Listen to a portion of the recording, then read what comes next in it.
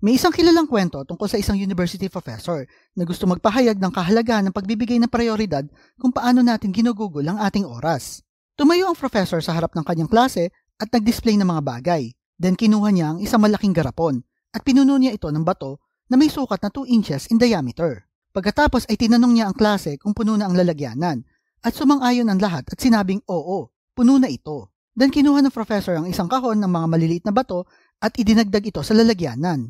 Sa kanya inalog ang garapon para mailagay ang mga bato sa mga puwang sa pagitan ng mga malalaking bato. Then tinanong uli ng professor ang klase kung puno na ba ang lalagyanan at sumang-ayon silang lahat at sinabing oo, puno na ito.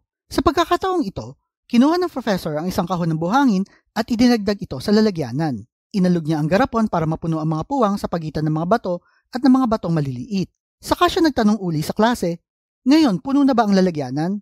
At nagtawanan ng mga estudyante. At sumang-ayon sila na, oo, puno na nga ito. Saka inexplain ng professor na ang lalagyanan na ito ay simbolo ng iyong buhay.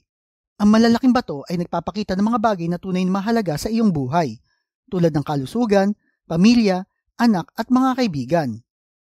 Ang mga maliliit na bato naman ay mga bagay na mahalaga rin sa iyong buhay, tulad ng trabaho, business o pag-aaral.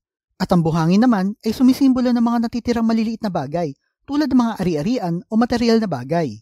Ngayon, kung babaliktarin natin ang pagkakasunod ng pagkakalagay ng mga bagay na ito sa lalagyanan at uunahin natin ang buhangin, hindi na magkakasya ang mga bato at ang mga bato na maliliit. Pareho rin ito ng iyong buhay. Kung masyado mong ginugugol ang oras mo sa mga maliliit na bagay, hindi ka na magkakaroon ng sapat na space o oras para mag-focus sa mga bagay na tunay na mahalaga. Kaya unahin mo ang malalaking bato o yung mga bagay na importante.